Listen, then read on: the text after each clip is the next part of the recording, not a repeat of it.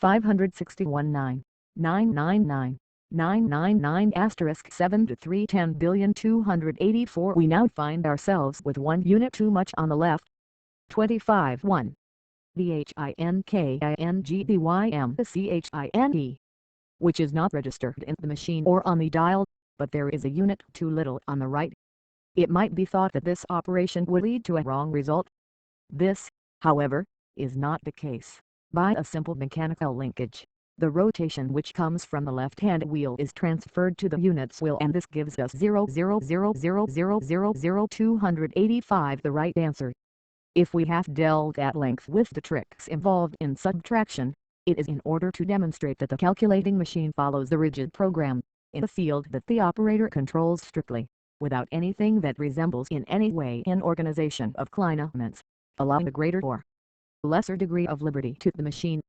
As for multiplication, there is no difficulty in reducing this to a series of additions. To add the multiplicand as many times as the multiplier has units may, however, be a very long process. Leibniz advanced a step further than Pascal by inventing what he termed a drum with unequal teeth, or a chambered cylinder. This is a pinion whose 10 teeth project unequally, the second being twice the length of the first tooth, the third 3 times the length of the first, and so on. This pinion slides on a square axis and engages with a tooth-thick wheel, which it will cause to rotate a greater or a smaller number of teeth according to whether it be more or less advanced.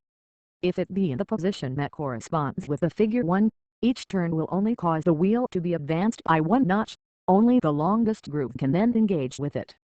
In the position 9, on the contrary, the wheel will be advanced by 9 grooves and will turn 9 units. By this device the position of the groove cylinder on its axis represents the multiplicand, whereas the multiplier is introduced into the machine by the number of turns given to the handle. In order to multiply 8 by 4, the cylinder which is in the position 8 is turned 4 times, thus turning the wheel of the combination system by 4 times 8 teeth. In the modern type of machine, the handle has disappeared, but the disc with the unequal teeth still remains as an essential part of the mechanism.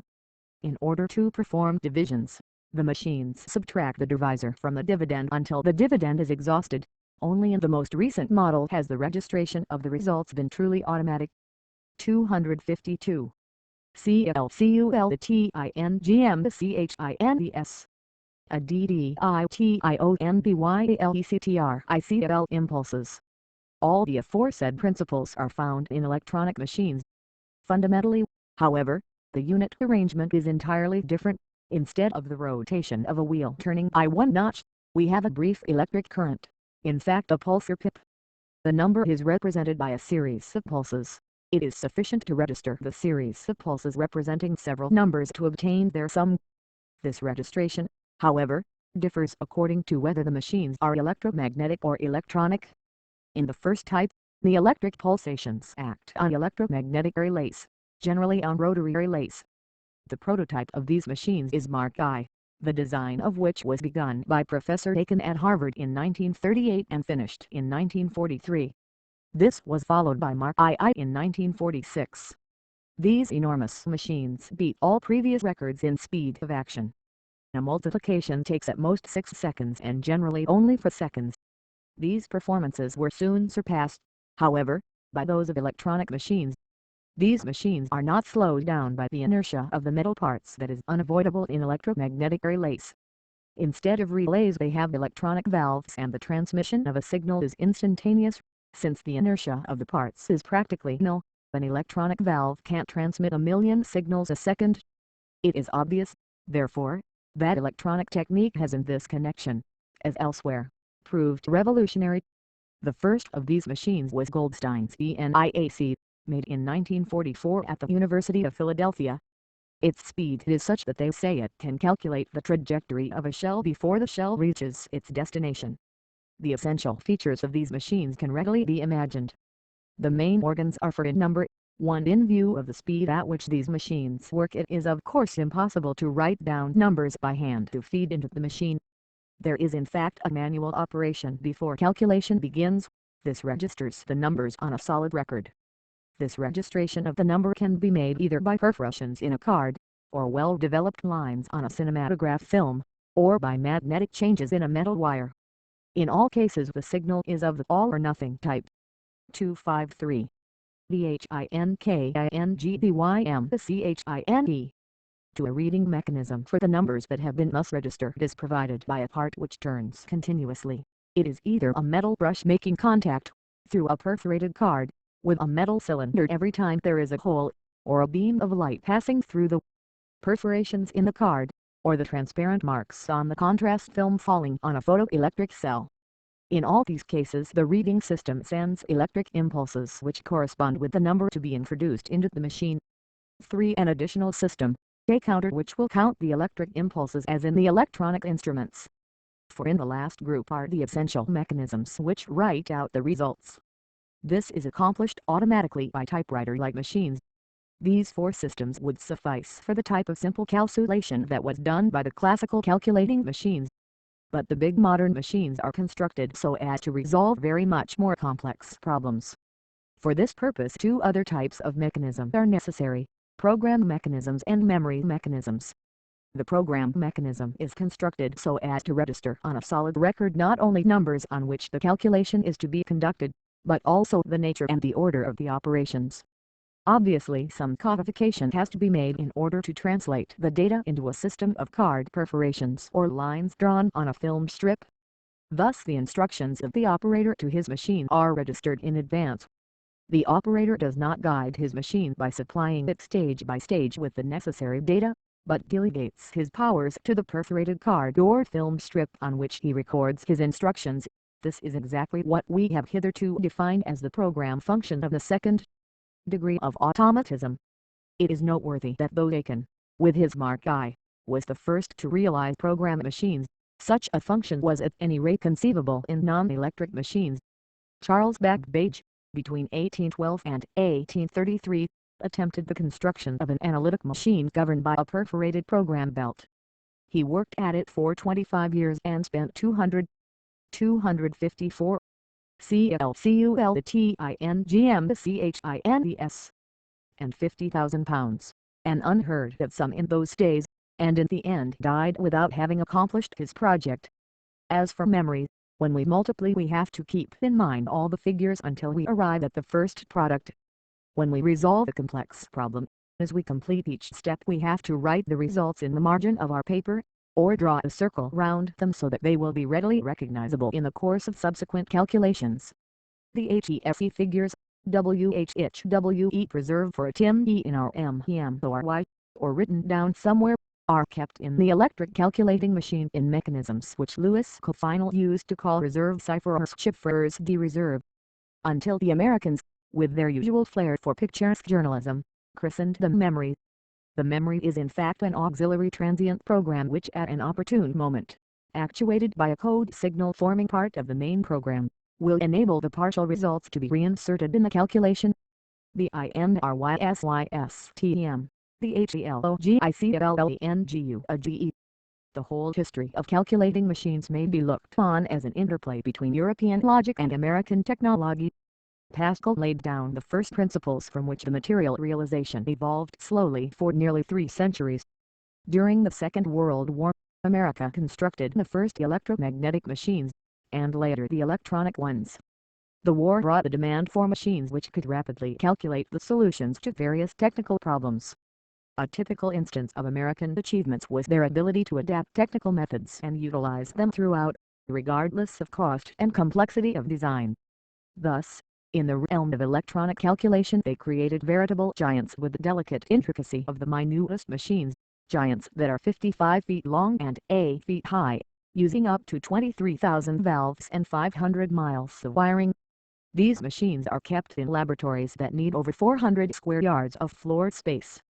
The Europeans might well have admitted defeat. That they did not, however, was because in this domain, as in so many others, they do not compete with the same weapons as 255. VHINKINGBYMCHINE. Americans.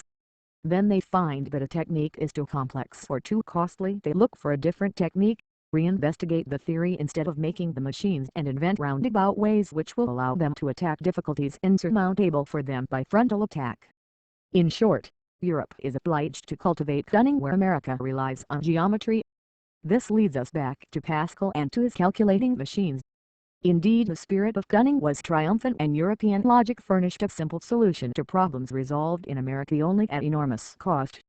This solution was actually proposed by Professor A.M. Turing I and Louis Couffineau, Inspector General of Mathematical Education in France and Director of the Blaise Pascal Institute for Mechanical Calculation of the National Center for Scientific Research. The human hand is the oldest form of calculating machine. Since the hand has I/O fingers, our numerical system is based on I/O, but it might have had quite another basis. The base of 12, which was once in use by certain races and of which many traces are still to be found, would be a more logical system than I/O, since it is divisible by 2, 3, 4, and 6, whereas 10 is only divisible by 2 and 5. It is possible to conceive a system based on 2 with only 2 ciphers, 0 and 1, where 10 would signify 2. Such a system has long been known, and Leibniz sang its praises with lyrical fervor. Louis Couffineau has repeatedly called the attention of world science to the remarkable properties of this binary system and proposed its adoption for electronic calculating machines. In this system, 10 signifies 2, 11 is 3, and 4 is written 100, and so on, 5, 6, 7, 8, 9, 10, being 101, note, HI, 1000, 1001, 1010, and c. Addition thus becomes blissfully easy. Multiplication would become a schoolboy's dream. 1x1 equals 1, 1x0 equals 0, 0x0 equals 0. That is all, and surely nothing could be simpler. It is thus easily understandable how the number of parts in calculating machines might be reduced. They would use 2 ciphers instead of 10. But the binary method has achieved its greatest success. One journal, London Mathematical Society, 1936. 256. CLCULTINGMCHINDS. With electronic calculating machines, when the current passes through a valve, it signifies I, and when it does not, it signifies O. What is still more marvelous, if we say that I is yes and O is no, we can realize that the binary system can give a mathematical translation of logical arguments. Thus the electronic calculating machines of today are likely to become even more simplified rather than more complicated, to become, indeed, machines of reasoning and logic. The binary system with its all-or-nothing type of signals corresponds closely to our thought processes. One formula in information theory indicates that the best form of message is a sequence of alternatives. It is true, nevertheless, that the binary system has many defects. To start with, it takes longer to write the number by this method than by that of the decimal system. But this defect, though it must be admitted, is not very important. It takes only about 3 times as long. Another objection is that the binary system is very difficult to interpret and that its translation into another cipher system is very complicated. This objection is not really valid as, with a minimum of training, transposition of binary into decimal system and vice versa offers little difficulty. The binary system is not simply an ephemeral mathematical trick. The use of electronic calculating machines using the all-or-nothing code is certain to become more widespread. What has hitherto been regarded as a perfectly useless mathematical procedure has turned out in the end to be the very language of logic, built up from fundamental considerations, in fact calculation at its most elementary level. The binary system is bound to become generalized, to grow into a universal method of notation. In future generations it may serve to express the most absolute abstractions in which the mind finds its supreme satisfaction. Leibniz had already understood the completeness of such a system of notation, for he found in it the undeniable proof of the existence of God. Leibniz, however, could not foresee that the calculating machines of the future would be based on this system and that the passage or non-passage of an electric current would resolve any conceivable chain of syllogisms. 257. The HINKINGBYM the CHINE. The HEWOY of THE mind the ND the HEWOY of THEM the CHINE. Decimal operations would appear on paper to be shorter than binary operations. Thus, to multiply 854 by 77 by the decimal system 6 element array multiplications are necessary, and, following these, 5 elementary additions, that is 11 elementary operations not counting the numbers to be carried. Using the binary system we require 70 elementary multiplications and 31 additions, not counting carryovers. This leads us to 101 operations. including the setting of the problem. The hand has to write out 18 decimal figures as against 77 binary ones. It is true that each of the binary elementary operations is extremely easy, but the rapidity with which they can be accomplished far from compensates for their excessive number. This would still be true even if we had learned to use both systems from early childhood. Any thought process, no matter how simple, involves a certain delay. The writing of a sign by hand is a definite action, and 101 such elementary operations will always take longer than 11. More than this, man has a great defect: he can get tired, and the mind gets tired even faster than the muscles. When dealing with a great number of things, above all with abstractions, there is always the risk of human error. One can become fatally muddled in the manipulations of 1 and 0. None of this applies to the machine, for which the binary system is necessarily an advantage. It is evident that it allows an extreme reduction in the number of parts required in the calculating mechanisms. The machine gains greatly by the ease of working with an all-or-nothing system, 1 being all and 0 being nothing. We always come back to this marvelous simplicity: if the current passes it is 1, that is to say, yes, an object of this kind exists. If the current does not pass, it is 0, that is, no, there is no object of this kind. We see here a difference between the methods of the machine and of the mind in arriving at the same end result, but in this instance a basic reason for this divergence of method is very obvious: the advantage for the machine in using the binary. 258. Determinism against organism: a game of chess played between the classical mechanical device and a cybernetician. At the Cybernetic Congress in Paris, 1951, G. Torres y Quevedo, the son of the famous inventor of the automatic electromagnetic chess player, left challenged Norbert Wiener, the great cybernetician. On this occasion, the machine won every game. RTHEY discussing the respective merits of their basic allied different calculating machines. An argument at the Cybernetic Congress of Paris between Louis Coufinal on the left, director of the Blaise Pascal Institute, and Aiken, designer of the famous Mark series of calculating machines. CLCULTINGMCHINES.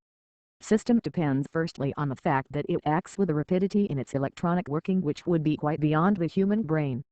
The mind has a disadvantage in that it gets muddled if asked to perform too many operations. This is not so for the machine. The brain consists of almost innumerable entities, and, though likely to go astray if the operations are too rapid and too numerous, it can on the other hand economize their number at the price of additional complication in each of them. It is to the advantage of the machine, which can perform very rapid and numerous operations, for the unit mechanisms to be as simple as possible. To be more precise, the advantage of simplification accrues to the constructor. The machine simplifies its operations at the cost of multiplying them, the mind diminishes their number at the cost of complicating them. In other terms, the machine carries out multiple operations with simple symbols and man carries out a limited number of operations with complex symbols. The one method restricts the activities, the other restricts the number of mechanisms involved. The two ways of action are very different, but that of the machine is surely more elegant from the abstract point of view. It is the more obvious and is only dictated by the principle of economy of means. The human way is dictated by our inability to accomplish the rapid series of operations even when they are very simple. The decimal system would appear to be a dodge to diminish the number of elementary operations. A dodge is the right word, for the binary system is the more natural. It is the method of calculation demanded by logic: the thing is or is not, I or O.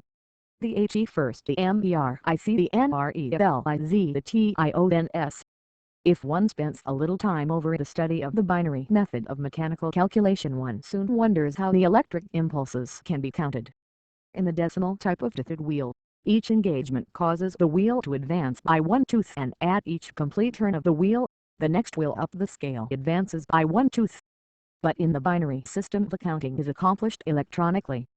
Many types of counter are of course possible, but the method 259 DHINKINGDYMCHINE used in the first electronic machine, ENIAC, which was not in itself a binary type, proved to have so many advantages that it came to be generally adopted and will probably prove to be classic. This is the multivibrator of Abraham and Bloch, in which two counter batteries replace the condensers. This device has been used in radio ever since 1926, and is commonly known as a flip-flop. It consists essentially of two electronic valve elements interconnected in such a way that the system possesses two positions of stable equilibrium. In each of these on-off positions, one valve allows the current to pass whilst the other is blocked. The situation is reversed by the arrival of a new impulse. It is a rocking device. Such a chain of flip-flops, by controlling the passage of a long series of almost instantaneous impulses, allows the representation of any binary number. A certain arrangement of flip-flops corresponds to the one that gives access to the succeeding flip-flop. The other position which blocks corresponds to 1, 1, 1, 1, 1. Consider the flip-flop whose position of equilibrium is such that the current does not pass further, that is position 1, but which in the other position, the position O, will allow the current to pass on to the second flip-flop. Let us imagine it in the position O. Another impulse arrives, it switches to position 1, yet another impulse follows. It comes back to the O position and lets the impulse pass through to the flip-flop B. The latter was in position O, but now comes into position 1. There are then 10 such impulses, that is to say 2 in decimal notation. The impulse bringing the over to 1 is blocked and cannot affect B. This is 11 binary equals 3 in decimal notation. On the other hand, the fourth passes through the O position of A towards B and, bringing B back to the O position, it passes through B to C, which 260 CLCULTINGMCHINDS marks I. This is I, or binary equals 4 in decimal notation. The following impulse, the fifth, registers 1 in the without passing on to either B or C. The first flip-flop is thus affected by each impulse, the second by 1 impulse in 2, the third by 1 in 4, the fourth by 1 in 8, so that each flip-flop is affected every 2 pulses, n representing its binary number. But this process of registration, however rapidly performed, would always be too slow. For example, in order to register 100 meter-billiards at WOULD be necessary to send out 100 meter-billiard impulses. Even at 1 million a second, it would take more than a day. The number must be introduced directly into all stages of the calculator. Let us suppose that one number is already being registered in the calculator, and that we want to add another number. This other number is manifested by a series of contacts and non-contacts, of impulses and absence of impulses, in relation to flip-flops representing the several binary orders. Thus, 1001 sends an impulse to A and 1 to D, causing the flip-flops A and D to tip over and not affecting the others unless the number already registered in the counter requires them to be retained. However, despite all the advantages of the binary system, the American machines have used it little up to the present. As Professor Brillouin said on his return from USA, the Americans discussed it on many occasions, but have not yet ventured to adopt it entirely. In spite of this, they were appalled by the complications of the decimal system and made use of rather curious hybrid combinations. Thus the Bell Telephone Laboratories machine uses the B-quinary system. In this there are only 5 ciphers from 0 to 4, 5 is written as 10. Still, this is not a system based on 5, for if these were so 10 would be reckoned as 20, 15 would be 30. For all this 20 does not represent 120, it represents 200. How this comes about would be a mystery to anyone who did not know that in the odd rows beginning from the right the ciphers go from 0 to 4 quinary system, but in the even rows they go from 0 to 1 the binary system. The biquinary system may be said to resemble Roman notation, not on account of the classical Roman numbers as exemplified by IV and IX, but in the pre-Vital use numerical system where 4 was written III and 9 is VIII. It seems strange that such a primitive system should be 261. VHINKINGDYMCHINE used in modern calculating machines. Nevertheless, this venture has held its own with success. The electromagnetic machines of the Bell telephone system, utilizing the same components as the automatic telephone system, succeed in giving a good performance with considerable economy of means compared to the decimal system. In ENIAC the numbering is different. There are only 5 numbers which are 0, 1, 2, 2, and 4, to occur twice. All the numbers are obtained by combinations of these figures, exactly as with a box of weights containing only 4 weights of 1, 2, 2, and 4 grams.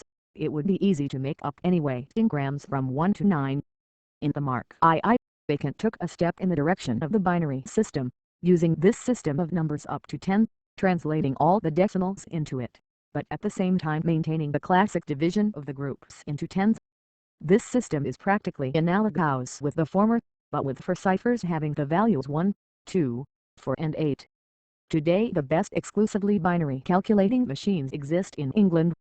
The first entirely binary electronic machine was constructed in Manchester and is known as MADM, Manchester Automatic Digital Machine. In Cambridge, M.B. Wilkes completed the construction of the EDSC Electronic Delayed Storage Automatic Computer in 1951. At the National Physical Laboratory at Teddington there is the ACE Automatic Computing Engine and a more recent model known as the EUCE. In the HELA&E of DSCRDS. While the Americans, using logically unorthodox methods, had achieved such great technical success, Louis Kufein, in the land of Descartes himself, had long found an ideal solution. Construction of his machine, known as IBP Institut Blaise Pascal, began in 1949, but had to be abandoned for lack of financial support. Now at last he has been able to build the first elements of his machine at the laboratory of the Centre National de la Recherche Scientifique. From his first acquaintance with the giant calculating machines in the USA, Louis Kufein was much impressed by the memory mechanisms which were highly developed, whereas the calculating mechanisms were reduced to a single 262 CLCULTINGMCHINDS. Totalizator. In some American machines the memory is able to store 5,000 ciphers, and the solution of the problems of mathematical physics on which they will be engaged in the future may necessitate an even greater number, in the neighborhood of 20,000 or even 50,000. Louis Kufein thinks that if, for example, in Ordnance Survey of France a problem of 800 linear equations with 800 unknowns were to be carried out using machines of the American type, the number would have to be still further increased. On the other side of the Atlantic, at any rate at the time of Kufein's visit, the tendency was to simplify the calculating mechanisms still further. At Princeton, Juan Neumann even proposed to revert to Pascal's system and carry out multiplication by successive additions in view of the fact that the simplicity of the electronic machines cancelled out the very great loss of time involved by the old type of mechanism. Louis Kufein had the advantage of reasoning in the Cartesian tradition, whilst the Americans looked at the problem from the point of view of technicians. He analyzed, first and foremost, the fundamental principles of mechanical calculation and realized that it is necessary from the start to deal with the problem on a basis of scientific work study. The American machines with a single calculating unit are obliged to have as many memory elements as there are results occurring step by step in the solution of a problem. In fact, they can only introduce these results into the calculator if it is unoccupied. Louis Kufein designates this form of organization as a serial progression. If, on the other hand, the machine had many calculating units, these would all be able to work simultaneously or in parallel. The distribution of the various steps to these calculators would be a problem of division, planning and organization of work. In consequence, Louis Kufein came to analyze various types of operational planning. He distinguishes two essential types. On the one hand is the type of operation that Professor Paris has aptly termed chain calculations. These are analogous to the work of an accountant who introduces each partial result as he obtains it into his chain of calculations and can thus only deal with his problems step by step. On the other hand, the operations might be termed complex. 263.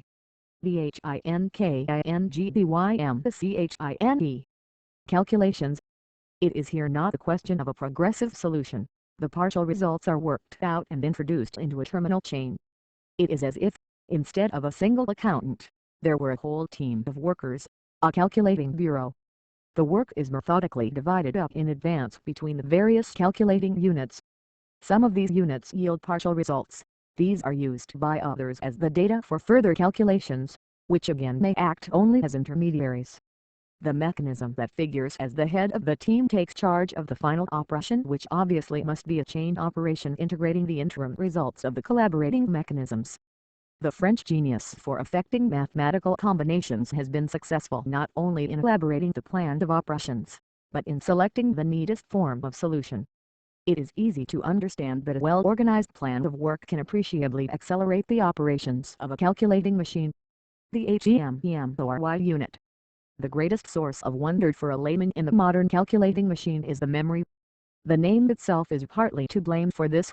If it had been called the registration unit, it would not have caught the public attention so readily. One would expect such a machine to register. The function of the memory is to store a number until such time as it is required by the calculators. It might appear that this could have been effected by very simple means.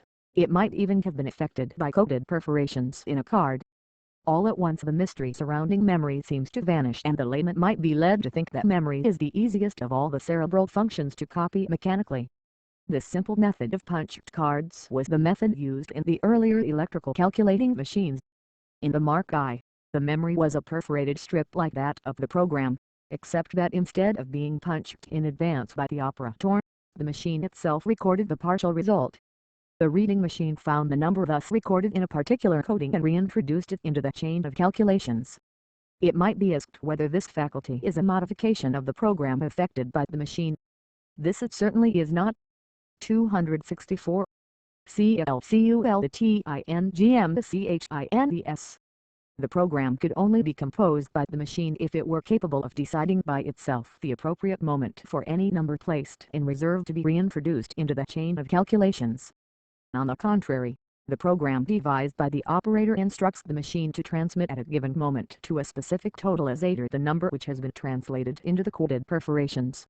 The only difference between this and other steps of the calculation is that the number had not been punched out beforehand by the operator, but was calculated by the machine itself at another instruction of the program. The number set in reserve must be regarded as one of the factors in the final result, but it is a factor that the machine fabricates itself.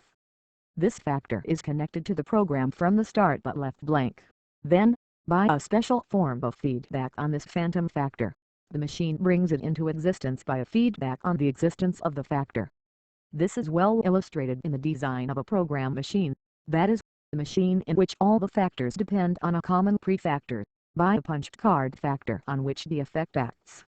When, however, ENIAC, the first electronic machine, came into being, the memory depending on punched cards, that were equivalent in inertia to electromagnetic relays, could not coexist with the ultra-rapid progress of calculation.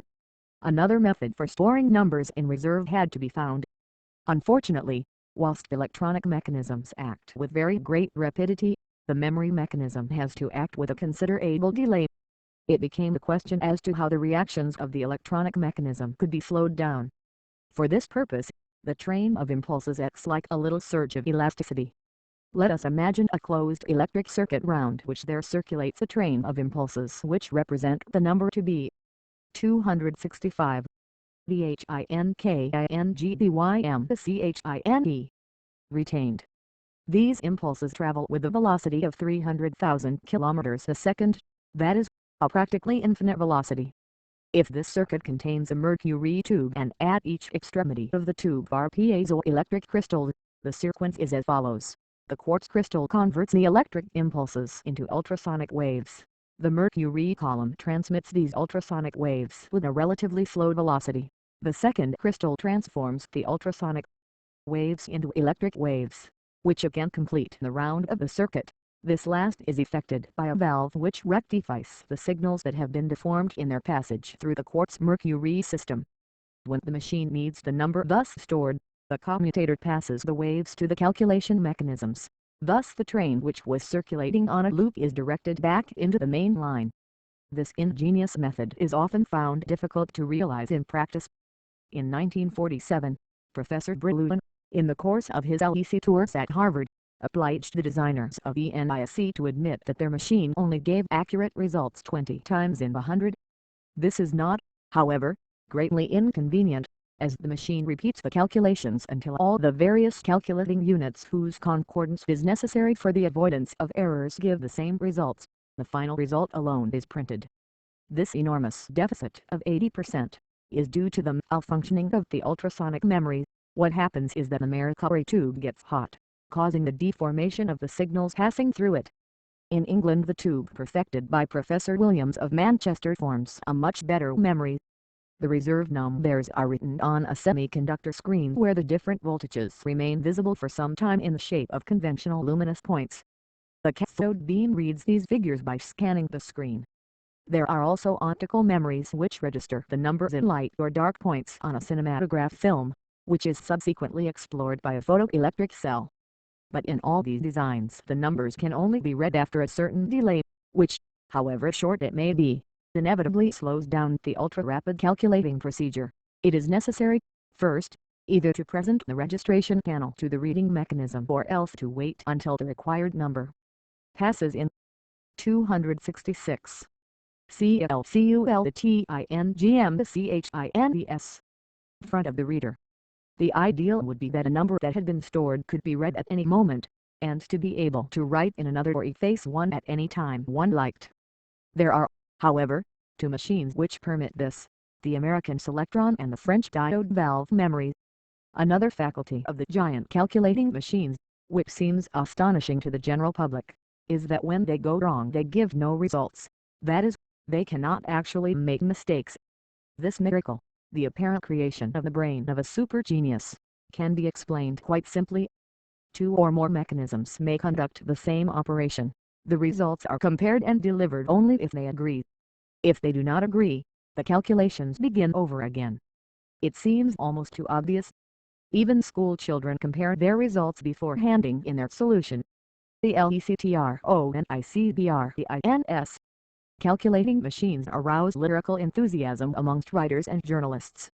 To quote one passage only, what should we think of a mechanism of wood and metal which not only computes astronomically and nautical tables to any degree of accuracy, but can also guarantee the mathematical accuracy of its operations by its own power of correcting possible errors? What are we to think of a mechanism that can not only do this, but can actually print the results of its complicated calculations as soon as they are obtained and performs all this without any intervention of human intelligence? But these words were not written at the present time, they refer to Babbage's analytical machine. Moreover, they were written by Edgar Allan Poe, in one of his strange tales, The Chess Player of Malesherbes. But Poe was justified in being lyrical at that time. Nowadays, verses in praise of the super machine represented by the giant calculating machines have a more sober ring. Electronic brains, why not? But one would have to call a car a mechanical pair of legs, which would emphasize the point that a machine is no more a brain than wheels are our legs. Machines and human beings adopt different methods to arrive at the same goals. One would have to apply similar terms to the automatic till, which may be said to think under the fingers of the 267. BHINKINGBYMCHINE. Cashier. The difference between this machine and ENIAC is that the latter does not operate under direct human control, but by virtue of orders communicated to it in advance. It also works with far greater rapidity. In this pre-registration of orders and this speed of operation there is certainly no transcendental principle. Between ENIAC and the cash register of the grocer at the corner of the street there is simply a progress from wheel mechanisms to electronic mechanisms. The definite progress that marks our epoch is that we are freed from the inertia of movable metallic components by the use of electrons whose inertia, according to our standards, is practically zero. Pascal's systems of gearing could calculate. The same principles in the computer working on electrical pulses can achieve the same end more easily because the means is more effective. In all these machines it is really only a question of counting impulses. In some the arithmetic unit is realized by rotary gearing which moves a tooth at a time, and in others by a short electric signal. In either case they are machines of the second degree, they only obey the precise orders of their human master. The factors belonging to their X are strictly determined in advance, either by their construction or by the transcribed orders of the program. They possess no margin of liberty, or possibility of initiative or correction. If they are able to solve many problems, it is because man changes their program for every problem. In other words, for each individual problem he makes it a slightly different machine. They are without doubt the most perfect and the most astonishing of all types of determined machines, but they have not that individual type of life that Kleinmans give to mechanisms. In short, the calculating machines and the machines which purport to think in binary language are in no way organized. This may seem to be surprising. Two explanations are possible. Either the calculating and thinking machines are not really analogous to brain, for the cerebral processes that enable us to think and to calculate are themselves predetermined. Let us consider the first alternative.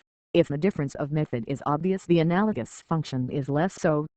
Louis Kuffinel, in his important book La Machine's Defensor, puts a number of questions that will require an answer. 268. CLCULTINGMCHINES. From the Cyberneticians of Tomorrow. He asks whether the delay system of the dynamic memory functioning through the Mercury column is not analogous to certain types of memory actuated by neuronic circuits in which the stimuli themselves continue to circulate indefinitely, whether the diode valves that serve as static memory in the French machine cannot be legitimately compared to the Purkinje cells in the cerebellum, whether a yet more crucial question the new wave detector, the transistor, a minute electronic amplifying device consisting of crystals of germanium, does not explain the mode of action of the mysterious infraneuronics in APSs. These questions cannot be dealt with briefly. A somewhat analogous problem, which is however easier to understand, is offered by the attempt of Norbert Wiener to compare breakdowns in calculating machines with neuroses. When an electronic calculating machine is not working properly, it may be treated by any of the three methods which are analogous to the treatment of mental disorder. 1. To leave the machine alone in the hope that it will recover by itself, with man, rest. The second is to shake it up thoroughly by giving it a good punch as we might to a penny in the slot machine, or to pass a strong current through it in the hope that the faulty contacts will re-establish themselves, an analogy to shock treatments, especially electroconvulsive therapy. Thirdly, not to use the badly functioning part, to disconnect it completely, and then attempt to make the unaffected parts function properly. This resembles the procedures of the neurosurgeon, which may even involve lobotomy. It may be as if these analogies can be pushed to such extremes as to constitute a logical identification of function.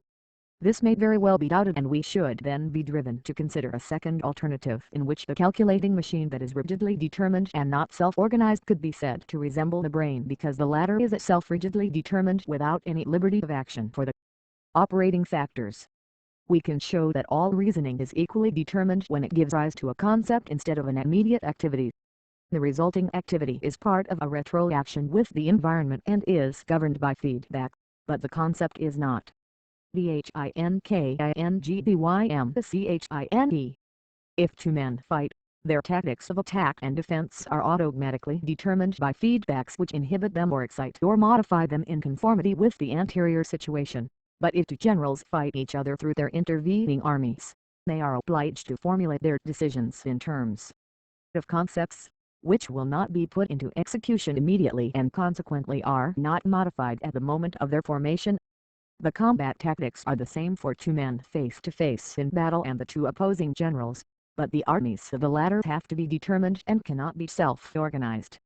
If there be an error in the determining factors or in the law of functional causality, the resultant effect will be inefficient, and hence it is difficult to see how reasoning affects an action that is self-regulated.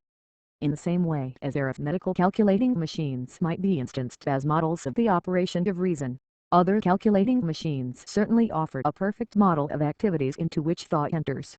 Such are the algebraical machines, and particularly the Bush differential analyzer, which we are purposely refraining from discussing here. Let us say simply that it corresponds to the diagram on page 184, chapter VII, one of the results being maintained at a fixed point and thus influencing the entire system. The analogy to the animal is so exact that it will serve as the base of departure for L'Homme equations. 270. CHPTERXII. The mechanisms of anticipation and HEFEEDB the CKOFM the CHINDHESUPTONOWBEDNINSTANCEED as the nearest approach to an imitation of vital processes. The principle of retroaction would appear to embody all the elements that enable the organism to adapt itself to circumstances. It sometimes occurs, however, that the feedback mechanism fails in spite of its complexity, or even, perhaps, on account of this. Suppose that we are dragging along a heavy cart. When the road begins to go uphill, we instinctively pull harder at the drag ropes.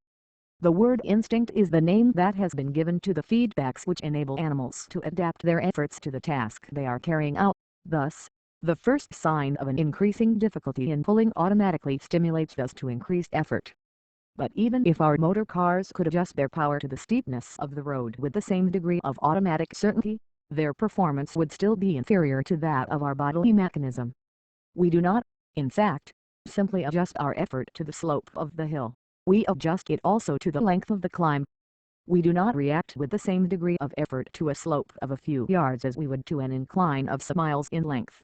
We would trust to our momentum in the case of a short slope, not slowing down, or even increasing speed, whereas we would tackle the long hill with some degree of advanced planning. The motor car, even if provided with the most efficient automatic gear change, could not act with the same perspicacity.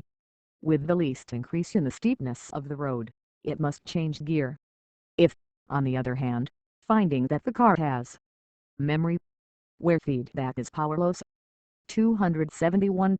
THINKINGDYMCHINE. Changed gear for slopes that were too short. We adjust the mechanism so that the automatic gear change only comes into operation after a climb of 10 yards. Then it will still change at the 10-yard mark, even though there may be only another foot to the top. It will, in fact, behave stupidly in spite of the feedback. Thus man and the higher animals adapt their behavior not only to the exigencies of the preceding moment, but also to those of the future. Here we are a long way from the concept of the feedback which can only react when it is mechanically determined and which only learns that it is going up after the ascent has already begun. Let us suppose we are skiing down a slope. At the least change in the degree of incline of the ski track, our bodies bend either forwards or backwards in order to remain constantly at right angles to the slope. This would appear to be a case of feedback, since, if we are skillful skiers, we allow our body to adjust itself without any conscious active volition. To prove this, an experiment can be attempted by blindfolding the skier. As a result, he will invariably fall forwards. The reason for this is that there remain only the bodily feedbacks to ensure longitudinal equilibrium. It is true that the proprioceptive system is capable of determining the slightest alteration of the slope, and this will cause disturbances of tension in the muscles and joints, but by the time that they are able to detect this and to signal that the body is inclined forward by the sudden alteration of ground slope, it is already too late and equilibrium cannot be re-established. The diver cannot turn back once he has left the board. Retroaction can only prove efficient after a certain delay. Here, however, the least delay is disastrous, for the skier is traveling fast. By the time the loss of equilibrium is detected, there is no time to react before the lack of balance becomes still further accentuated, so much so that the feedback may be said to have no power of recovery. The spinal movement by which the blindfolded skier instinctively reacts will not succeed in saving him from pitching head foremost. A skier maintains his equilibrium by observation of the lie of the land ahead of his skis and by inclining his body accordingly. In the novice this is an active volition, but later it becomes automatic after its 272. The HEMBCHENISMSOSENTICIP though are while incorporation as a condition reflex, it occurs before the skis actually contact the altered slope. Thus, compensation is initiated before the change of equilibrium actually happens. The equilibrating feedbacks might thus seem to play no part in the affair, but this is not so. They constitute a system of fine adjustments that complete the gross adjustment of the preliminary adaptation. They are unable, however, to compensate for a disequilibrium which they perceive only when it is already leading to an inevitable fall. If, however, visual adjustment has ensured a gross equilibration of the body, they can compensate for minor deviations arising from the imperfections of anticipatory adjustment. The part played by feedbacks in animal movements is thus evident. They do not constitute the entire system of regulation, but only complete the voluntary control. This adjusts the body in such a way as to fall in with the anticipated movements, so that any deviations that may manifest themselves in action will be capable of being dealt with by compensatory reactions. This is true of all bodily movements, but it is most obvious in skiing, since the rapidity of the movements shows up the impotence of the unaided feedback. The vital reaction, of which the machine has so far proved incapable, is that which enables the animal first to explore the environment in order to appreciate the situation and, on the one hand, to act according to its appreciation of the situation, and, on the other, to prepare for future action. It may still be asked why the machine should not ultimately accomplish this also. Has cybernetics many practical applications? One may easily imagine a motor car exploring the road in front of it and altering its velocity in obedience to the indications received by its electric eye. One can imagine, even if such a thing is impossible, a model skier which would explore the slope of the ground beneath it and would regulate its equilibrium accordingly. Such mechanisms, if they were actually made, would be of almost inconceivable complexity. The adversaries of machine lore may well claim that a machine can never equal man. But it is not certain that the machine is necessarily beaten on this score. If the model skier and the electric eye disc in the road seem too complex and costly, it is because the game in 273 THINKINGBYMCHINE. This case is not worth the candle.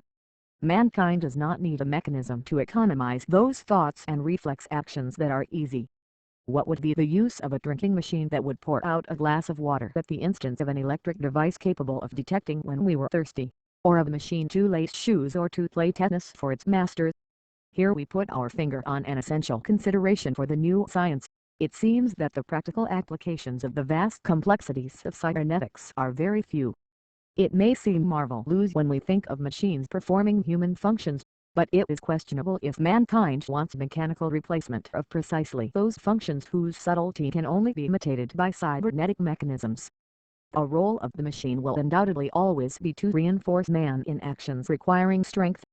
That the machine may be capable of truly miraculous imitations of activity at present confined to animal intelligence is no argument for the enactment of such miracles in daily life. There are few opportunities for the practical use of machines which possess the power to govern their own activities. It will always be more economically, easier and more efficacious, to have a complex machine controlled by a man, rather than by a delicate complexity of electronic reflexes. Why apply cybernetics to a mechanical shovel? If it were a question of replacing the 50 men who did its work 50 years ago, it might be a proposition. But mechanical science has attained such a degree of efficiency that it is now a question of replacing a single man. Would it be expedient to make a motor car entirely automatic? It would surely be more prudent to steer one's own course in a crowded thoroughfare. It would appear that the only maneuvers of extreme delicacy which are better performed by the machine are those where human fatigue constitutes an important factor. When human fatigue reduces efficiency, the machine of course wins. Thus the greatest achievement of cybernetics is the automatic pilot of aeroplanes. Someday the automatic pilot of spaceships will be even more remarkable. All this holds good for times of peace, but in war cybernetics will be of prime importance, because in wartime the complexity and the cost of machines no longer counts. It is often necessary in the dangerous enterprise of combating enemy machines. 274. The picture of a REVOLUTIONARE concept in machines. This is a machine that accomplishes everything that it sets out to do, even if all its determinant factors are upset or reversed. Its aspect is most unpretentious, and yet this peculiar faculty of these machine introduces a complete revolution in our former conception of mechanical possibilities. TWO minutes of Elsie's life. The photograph records the joinings and goings of the electronic tortoise Elsie during a period of 2 minutes. Elsie had a lighted candle attached to her which produced a luminous trail. She is seeking out the source of illumination of another lighted candle. Photo time life. The HEMBCHENISMSOSTHENTICIP to replace man, and to command powers of reasoning and reflexes which are more rapid than those of the enemy. Already AA guns are outmoded. Artillery will be used less in the destruction of planes or supersonic rockets at a height of 30,000 feet. Protection must be assumed by interceptory devices. Guided missiles with very rapid climbing power will steer themselves towards the enemy machines and will explode as soon as they establish contact. This indeed will be the triumph of cybernetics. In the meanwhile the automatic gun AIMer has been responsible for the greatest success in the new science since its birth in the work of Wiener and Bigelow. The INTELLECTUL operations of anti-aircraft defense. The more recent types of anti-aircraft guns, particularly those installed in warships, are extraordinarily complex examples of cybernetic machinery.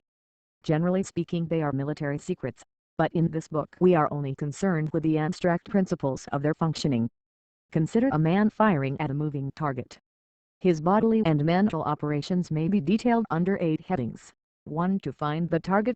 2. To estimate the direction of its motion. 3. To estimate its velocity. 4. To calculate from those data its immediate future position. 5. To aim in this direction. 6. To fire. 7. To observe the deviation. 8. To correct the sighting according to the deviation. No matter how far these operations may be classed as intellectual, the modern AA gun is capable of dealing with them all. At one time planes were located by sound. Modern planes, however, can fly beyond the reach of sound, apart from which sound offers far too slow a medium of detection. Radar, on the other hand, scans a greater distance and operates almost instantaneously. Whether the search is conducted by locating the sound or the echo of Hertzian waves, the principle remains always the same, that of feedback, the principle of least action or principle of Maupertuis. To estimate motion is difficult. To estimate the angular velocity is still more difficult, but for the calculating machine it is easy, provided that it is fed with the data, that is to say, details of the position of the plane at any given moment. On the other 275,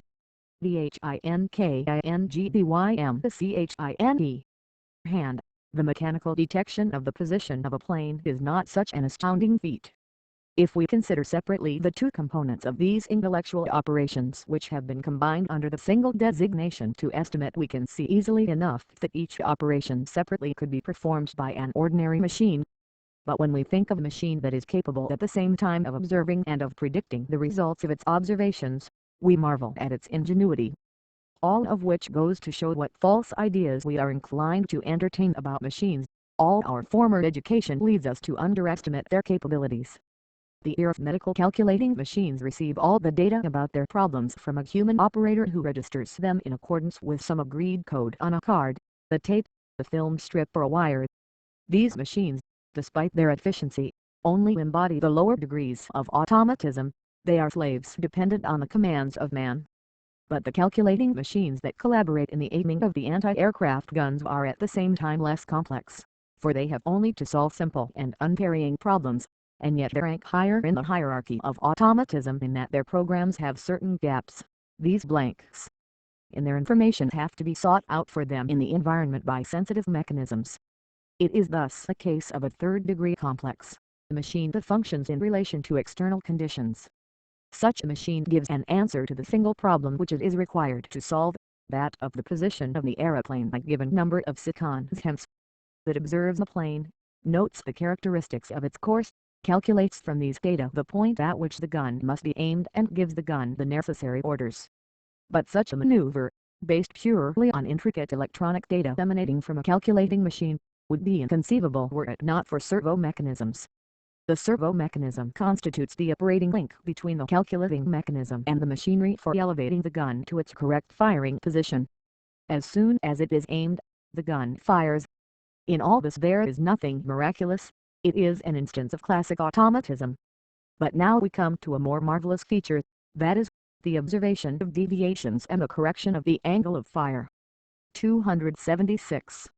The HEMBCHENIFMSOFENTICIP the TIONDNDMPMORY. According to these deviations, the wonders of feedback make it possible for the AA gun to point at a target, spotted by means of radar, flying far beyond the reaches of our sight and hearing. We are already accustomed to the quasi-miraculous aspect of feedback, but when we learn that in the secret laboratories of the arsenals there exist certain weapons which are able to correct their fire according to the results of previous shots, there is surely cause for wonder. Radar seeks the enemy plane and, having spotted it, holds on to it. Another radar follows the flight of the shell. If all goes well, the Hertzian wave echoes from the plane and those from the shell should come from the same direction, and when the shell bursts and its echo disappears this should coincide with the position of the plane reported by its echo. It is conceivable that deviations of the echoes in space and time may give rise to weak currents which, when amplified, act on the aiming mechanism in such a way as to abolish the deviations. It is true that one can imagine this, but nevertheless one would still like to know something more of this extraordinary mechanism which enables a gun to observe the effects of its fire and to make appropriate corrections for its errors. Here, unfortunately, we are up against a curtain of military secrecy. W. R. Ashby, the British psychiatrist, appears to be the only writer who has alluded to this automatic correction. Such a mechanism seems to be so perfect that it is difficult to imagine that it should ever fail to hit an enemy plane. It is, however, less infallible than it might appear at first sight. One factor that always escapes exact control is the charge behind the shell, which may always vary in some degree or fail to fire in an identical fashion each time. The gun is aimed as a function of the charge behind the preceding shell, not that of the next shot. This constitutes the sort of hysteresis or lack. Apart from this defect, the mechanism reaches the highest level of automatism. The event that is taking place acts on the event in preparation, which takes into account the results already achieved. This feedback through space appears to be more subtle and more intriguing than anything that has gone before. One can't think of the gun as extending long and invisible into space, with bursts of fire at their extremities, suggesting hands that search out their victim, find it and 277 BHINKINGBYMCHINE seize it, whilst we would not even be able to find and pick up the pin on a table without the use of our eyes. The parallel between the gun and a man: here we have a combination of machines, most of them cybernetic, which represents the highest attainment in mechanical evolution at the present time. It is a combination that exercises the same functions as those of a man with a rifle. It will be fruitful to analyze this mechanical complex and to compare it with a schematization of a human performance such as the balance of the body in skiing. We had better say straight away that more than a comparison is involved. A complete parallelism must be admitted. The same functions are exercised by the man and by the machine through mechanisms actuated by like principles. It is even unnecessary to trace two diagrams, one alone should serve for both. See diagram on opposite page. These schemata are of course very general. The feedbacks only function within strict limits. For them to fulfill their functions, the factors that they regulate must lie within these limits. This is true of animals when their actions are more than reflexes, and of machines whose work involves more than mere strength. In short, the retroaction whose task it is to begin to act after the result has begun to develop, has to be associated with mechanisms that act in anticipation. Without this, a feedback may be as stupid as any inferior mechanism, as, for example, the motor car with an automatic gear change that changes speed after 10 yards of ascent, even if there is only half a yard more to the summit of the hill. Anticipation is a function of reasoning. Mechanical reasoning: those who would relegate the machine to an inferior status emphasize that its retroactive function is worth very little without an anticipatory mechanism, that is to say intelligence. The case of the AA gun is not conclusive inasmuch as anticipation is simply a matter of calculation, and it is generally admitted that the machine can calculate. It might be argued that there are situations in which action must be pre-regulated, not by calculation, but by subtle reasoning, by the balancing of reasons for and against, based on past experience. This is said to be 278. The HEMBCHENIFMSOSENTICIP the TIONENDMPMORY. Heatings applicable to both I. External world. 2. Organs of perception. 3. INF formation. 4. Advanced planning mechanism. 5. Command. 6. Transmitting and amplifying servo mechanism. 7. Amplified command gross adjustment. 8. Factor of maximum efficiency. 9. Effector to be governed. 10. Action to be regulated. 11. Detector of deviations. 12. Servo mechanisms amplifying the retroactive message. Heatings applicable to the gun. 8. Elevation. 9. Gun. 10. Angular position. Another mechanical complex regulates its aiming direction. 11. Radar detecting firing errors. 12. Servo mechanisms amplifying the message given by the radar. Heatings applicable to the skier. 2. Sense organs. 3. Sensory messages. 4. Cortex. 5. Cortical commands. 6. Voluntary automatic movement. 7. Muscle. 8. Inclination of the body in anterior-posterior plane. 9. The head and trunk. 10. Position of head and trunk relative to the slope. 11. Proprioceptive sense organs. 12. Servo mechanism regulating movements. beyond the power of the machine, but it is not. Reasoning machines exist, and we have considered them at length in this book. They are calculating machines. Ideas may be expressed as numbers, obviously not as decimals, but as binary numbers. In such a system I signifies, yes, there is an object of this kind. O signifies, no, there is no object of this kind. A collection of predicates, that is, a collection of attributes which are either true. 279. THINKINGDYMCHINE. Be affirmed or denied may then be expressed by a series of Is and Os. Is such a series a binary number? No, but a binary number is the expression of a complex of predicates. We ask, does the number signify or not the attributes of such and such an order?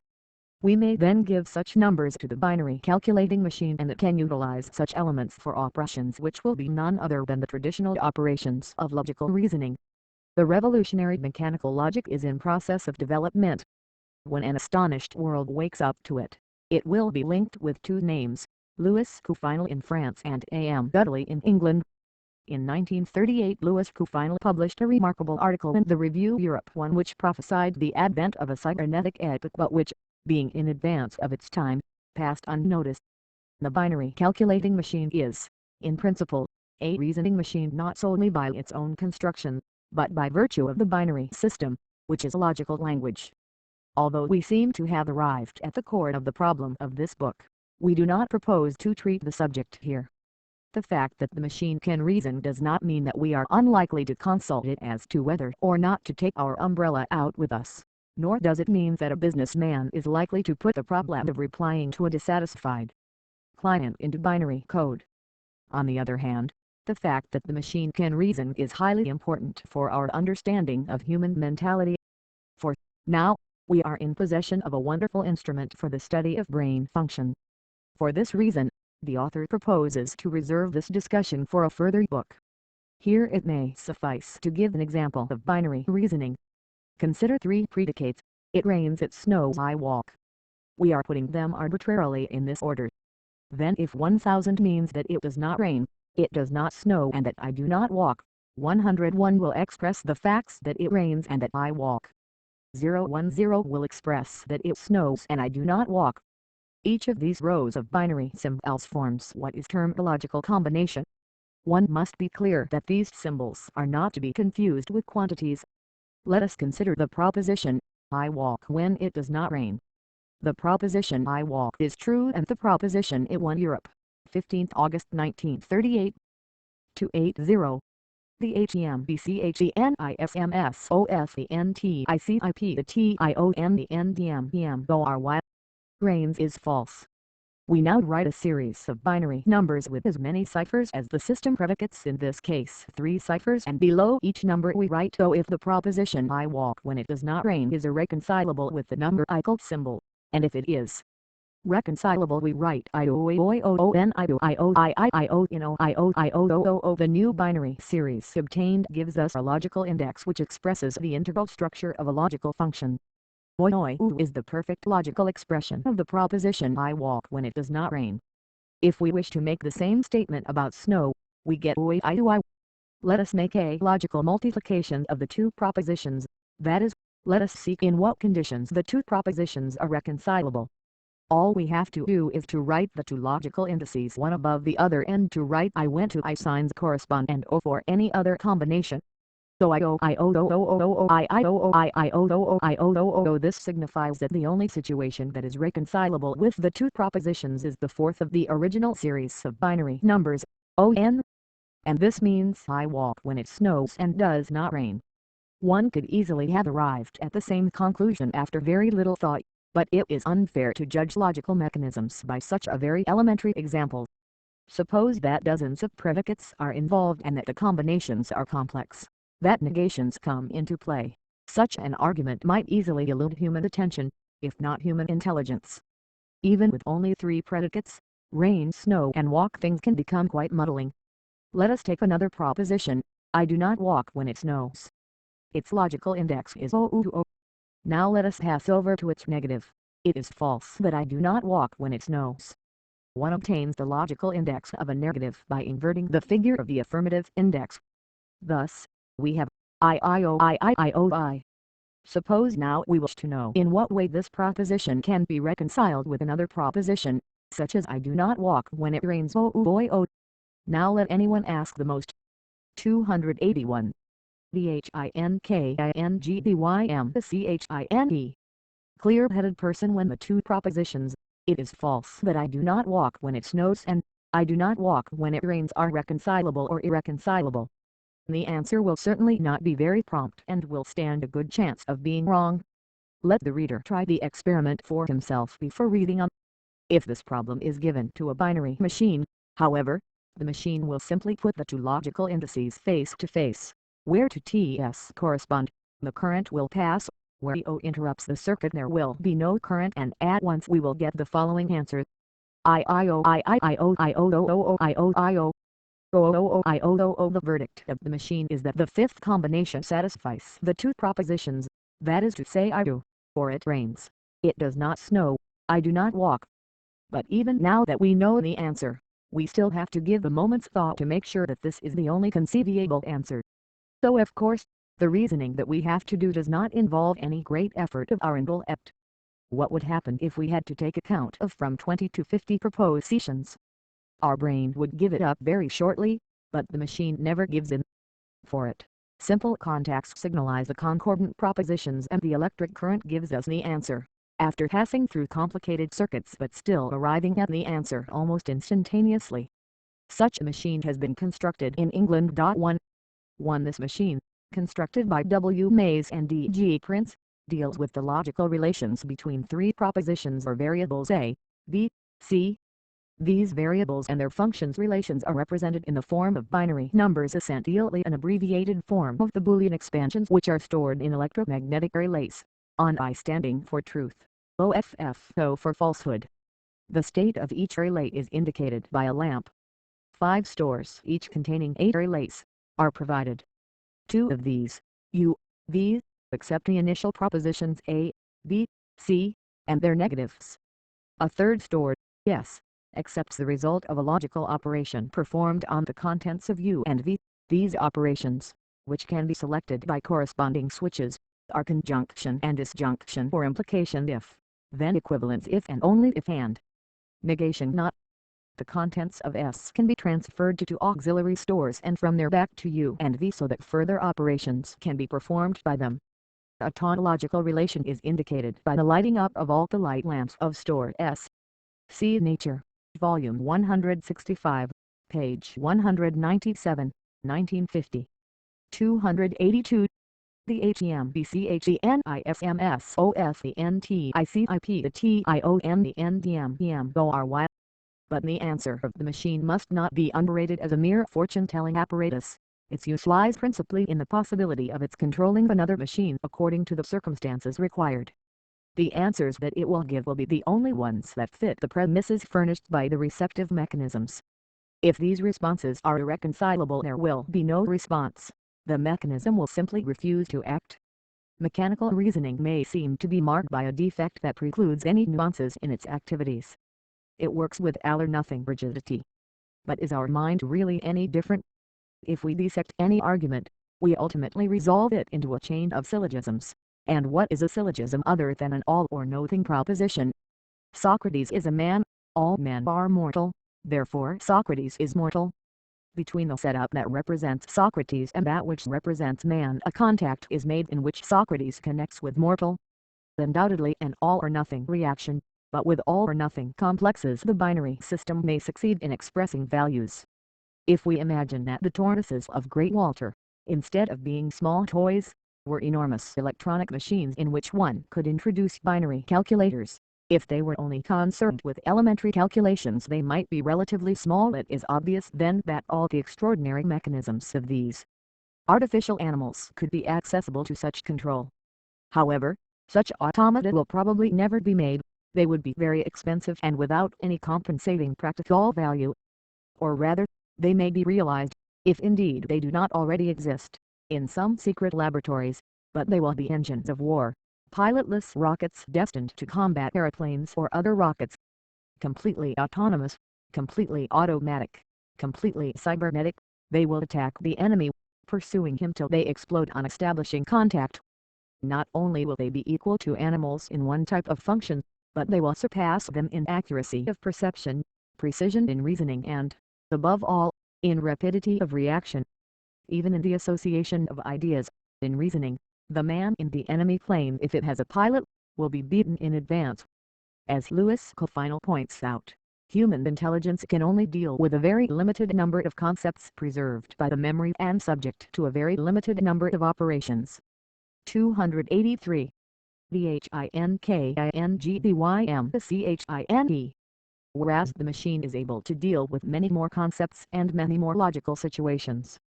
The machine can, in fact, perform feats of reasoning which surpass the human intellect. This is surely the most astonishing revelation that a book like this dealing with mechanical possibilities can put before the layman, that there are mechanisms which perceive the external world and reason about their perceptions as premises and adjust their reactions to the outcome of their syllogisms. The only limit to machines in conquering our world of intellect is that they only solve the problems with which they have been constructed to deal. If their designer wishes them to deal with 100 problems, they will do so, but if 101 problems are presented, they will reveal themselves as stupid and impotent to deal with the one extra. But after all, does not man also find himself disarmed and stupid in face of certain problems? Machines without men, one fact constantly emerges: those miraculous machines in which cybernetics could develop all its resources seem to be usable only as engines of death. Is it possible that the works of peace have no need of such skillful machines? It might seem so. The world at peace looks only for tranquil well-being. It is not so evident that machines working with electronic rapidity and graded activity are necessary in our homes. Cybernetics, however, can guarantee a man more leisure, relieve him of much of his work and replace him in the factory. It will certainly accomplish this much, but its full possibilities will not be absorbed by guiding machine tools. We need not talk only in the future tense.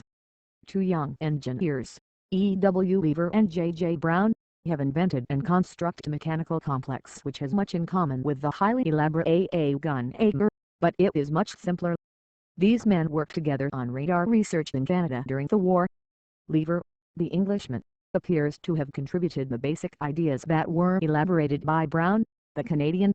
Lever and Brown started off from the point of view that industrial progress necessitates that each machine should be constructed to perform a highly specialized task. The better 284. The HEMBCHENISMSOSTHENTICIP machine can perform a certain task, the less it is likely to be adaptable to other forms of work. It will be noted that our attitude throughout this book supports this view. They tell us of a machine designed to turn out automatically the cylinder heads of airplanes during the war. It was 90 feet long and cost $100,000. A crude casting was fed in at one end and came out at the other as a perfect and complete cylinder head. It delivered one a minute. It seemed to act marvelously, but once the type of cylinder head had to be modified, the machine was so much scrap iron, it could not be adapted to a new task. This story is even more important than Lever and Brown realized. It throws light on the constant antagonism between two different possible results in any form of planned behavior: the determined result and the organized result. The first result is determined by the rigidity of its factors. The second frees itself from its factors and assumes the specific quality. Technical advance has always tended towards a limitation of the variable factors. The final stage of this evolution is detrimental to machines, and they are gradually getting hardening of the arteries. The solution to this problem is to aim at obtaining mechanical results of equally high certainty and precision by organizing the cybernetic interaction of effects.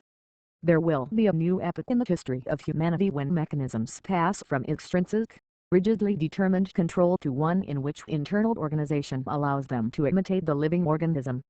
The technical solution to this problem urged by Lever and Brown is this: there should be a standard type of machine in factories, designed to replace the manual worker, but the tool that it adopts is to vary according to the nature of the work attempted. The essential factor is the hand arm. This is a flexible articulated arm. At the end is a complex clamp, somewhat like the steel hand. The clamp seizes the piece of work and presents it to the tool. The hand arm is activated at a distance by a punched card like the music roll of a pianola on which is indicated the code pattern of the piece to be machined. In 2 seconds the arm may be lowered through an angle of 82 degrees and in 3 seconds the clamp turns 220 to the left, and C. Up till now there is nothing cybernetic about all this, but the machining is constantly supervised by detector systems that act just like 285 VHINKINGBYM sensory organs, photoelectric cells, thermocouples, microphones, electromicrometers, gas detectors, and C. Thus the work executed is translated into electrical data. The data are transmitted back to a collating mechanism, where they are compared with the recorded program. The following is a schematic diagram of the assembly of Lever and Brown. Reject. Such are the vast servo mechanisms sketched by Lever and Brown for their factories without men. The perforated card is the order. The hand arm executes the order, watched by detectors which send back retroactive messages. These messages are compared with the initial order in the collation unit whence issues any correction needed to ensure perfect operation. The machine may be thought to resemble a human workman who does everything himself. Suppose I want to make something. Whether there is a real model, the image of which is formed in my brain by the aid of the visual system, or whether it only exists as an idea, I always have in my mind the completed picture of what I want to make. From it, the cerebral cortex and the muscles receive orders directed towards the realization of the model. Sight, or some other sense, will continually record the state of the work. The sensory messages, true retroactive messages, return to the cortex which gave the order. It is any variation between the work. 286. The HEMBCHENISMSOFENTICIP the TION executed as it is shown by these messages and the model as it was designed as in the program that will determine the nature of the orders issued to the muscles. The diagram on this page is just as applicable to a man constructing something as it is to the machine of Lever and Brown, which, in the future, will work for man in almost empty workshops on a 24-hour shift. Thus the designer, the sculptor, the craftsman and the manufacturer constitute a team, the servo mechanism, that is both physiological and psychological, which is always governed by the differences between the plan that they have formed in their imagination and the reality of which their senses inform them. The schema of human mechanisms belong to two essential types. On the one hand that of pre-regulation or global regulation by voluntary automatism according to external circumstances, which is subject to a more detailed regulation according to the demands of the fully automatic feedback. On the other hand, the servo mechanism tending to approximate the result to its model. In both cases the intellectual part of the process, the assessment of the existing circumstances or the design of the model, requires not only a summation of the sensory messages and a reasoned assessment of their import, but it also requires 287. VHINKINGBYMCHINE. The intervention of memory which, hitherto, we have neglected in the interests of simplicity. This means that man not only takes account of his present, in terms of perception, and of the probable future, by virtue of reason, but he also actualizes the past in terms of experience. Here the machine might seem to be beaten. Before arguing that this is not so, it may be as well to consider what is meant by memory. When a calculating machine places a number in reserve, it only fills a space which has been left unoccupied in the program. It endows itself with a factor. This is an elementary type of memory in relation to a factor, not memory in relation to the program, which alone governs the total work of the machine. True memory should affect the program and not only a factor. When man modifies the behavior of the machine, as when, for example, he changes the needle of a sewing machine, his action might be represented by an arrow acting on the program. This arrow also symbolizes contingency, which may intervene to modify some unit of the program. But since man is outside the machine, the symbol is always in reality that of a contingency acting on the system. In order that this factor should not be contingent, that it should be an integral part of the system, that it should in fact be organized, it would be necessary for the arrow to be dependent on one of the elements of the system. This influence on the program can be dependent on nothing else but the effect which may be shown in the following diagram. Thus the mechanism of memory is expressed diagrammatically before being defined, and it is obviously a feedback onto the program. It is the effect of a mechanism or of an animal activity retroacting so as to modify not a simple factor, but the program unit which governs all the factors. Thus, according to the result of its experiences, the effector unit will modify the machine behavior. Hence we may venture on. 288. The HEMBCHENIFMSOSTHENTICIP This definition, memory is a process by means of which the retroaction of the result will register itself in a more or less permanent fashion on the program of the effector. If one wishes to teach a synthetic animal not to become overheated or burnt out after an initial trial run, it must be provided with a fuse which, at a given temperature, will cut the circuit. Alternatively, the rise of temperature may set off a current to activate the reserve mechanism that ensures a negative heat tropism. Equally, one can envisage a mechanism which would avoid obstacles after having been bumped several times. Such a mechanism would accumulate the force of the blows received in a tooth-fixed spring. When the spring had reached a certain tension, the key would close, thus activating an ultrasonic unit analogous to that which prevents bats hitting themselves against obstacles in their path of flight. It is indeed easy to object that in all these mechanisms their all-or-nothing type precludes any gradual modification of reaction. They show nothing comparable to the slow acquisition of new reactions in an animal that learns by experience. Once a machine receives a new program, it reacts as positively as it did to the old one. In other words, memory in these mechanisms is represented by a series of discontinuous records. It would seem to be true that certain new experiences may bring discontinuous additions to our memory.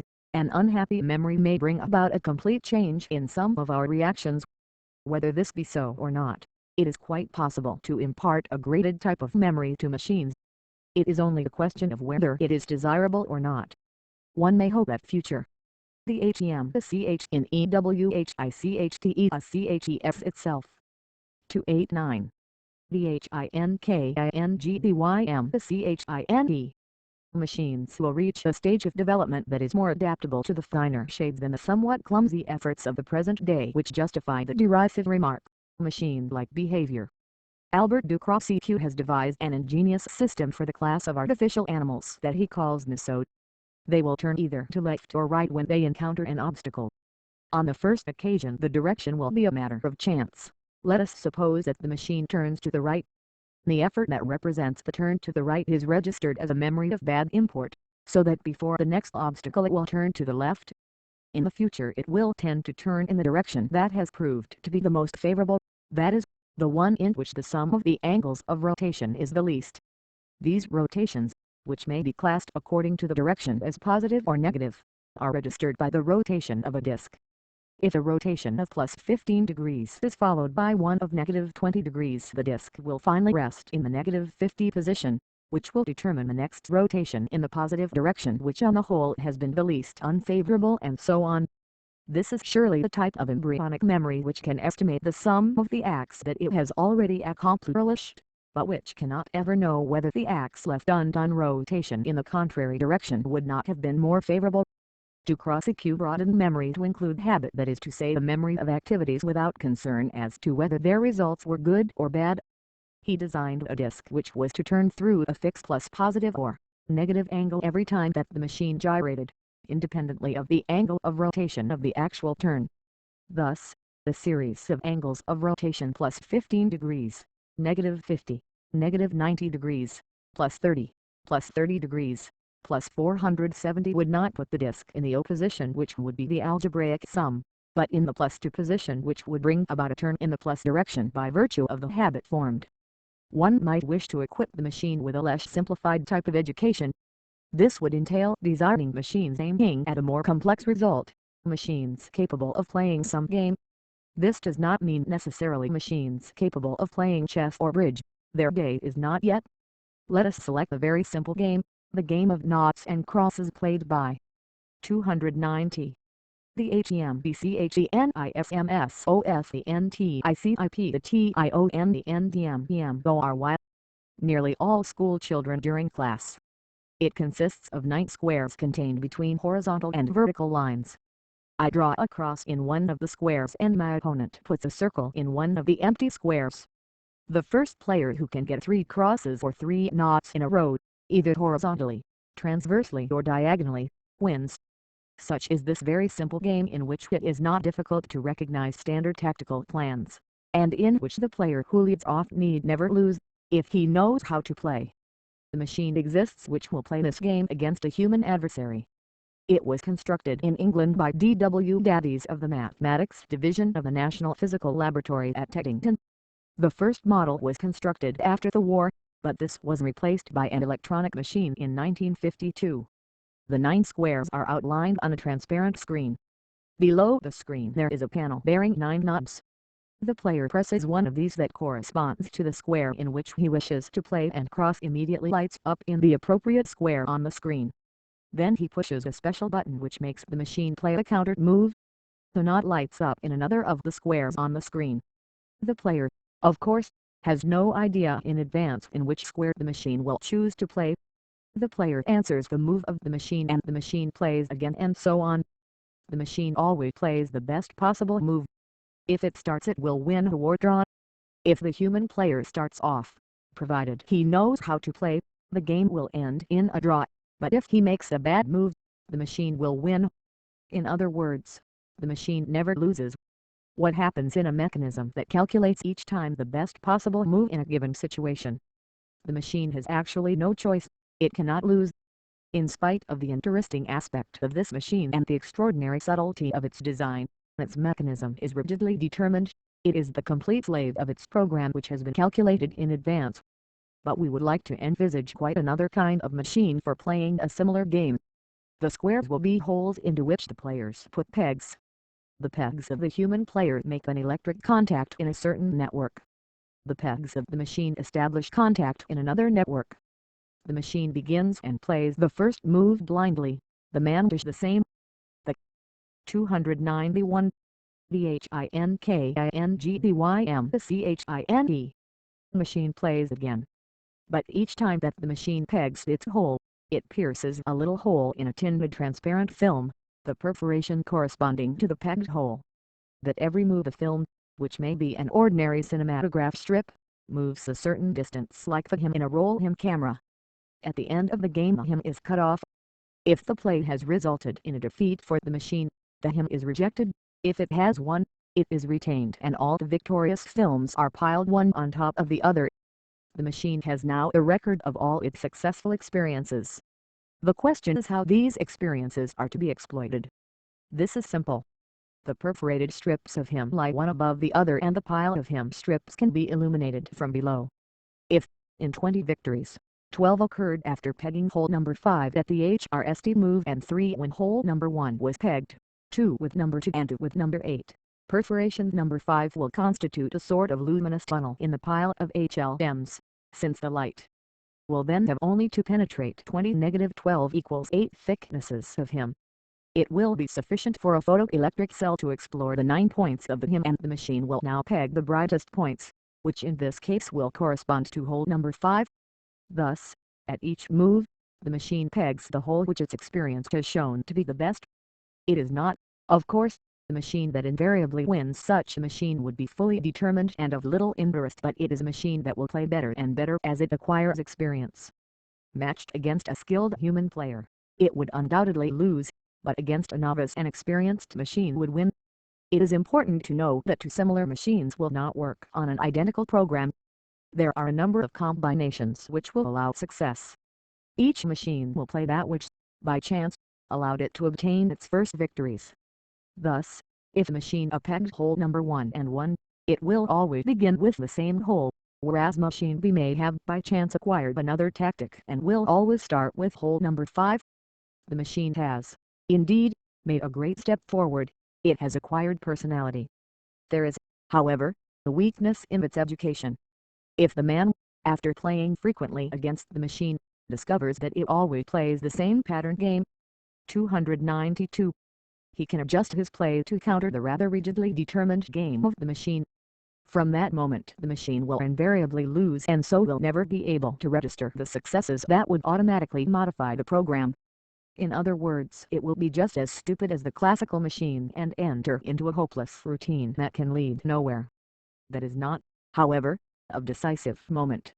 If the machine is deficient in intelligence, it is because its memory feedback is defective, inasmuch as it only functions when the machine wins.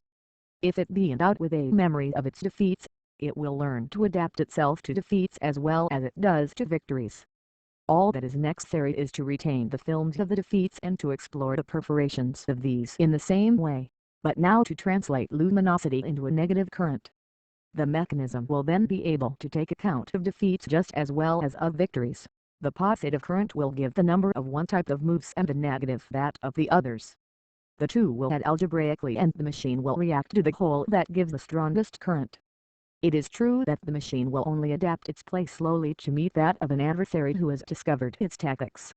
If, for example, it wins 1,000 times with the whole number I, it would be necessary for it to lose an equal number of times before a change in tactics would be initiated.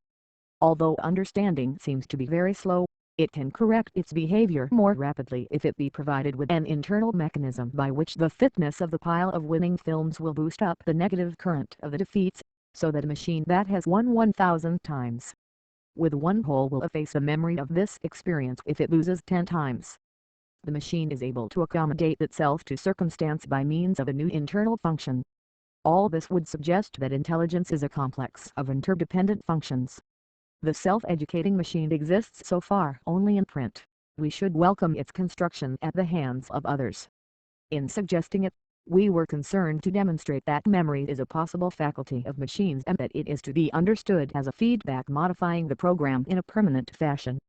As to the difference between positive and negative retroaction, the problem is easily answered.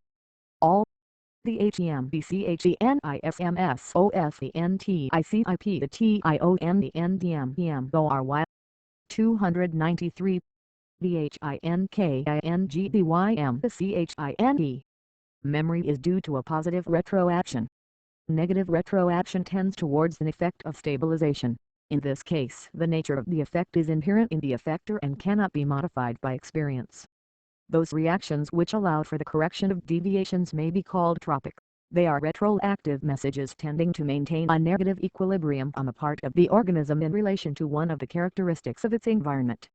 Positive retroaction is very different in that the retroactive message bears a direct relation to the qualitative value of the resultant.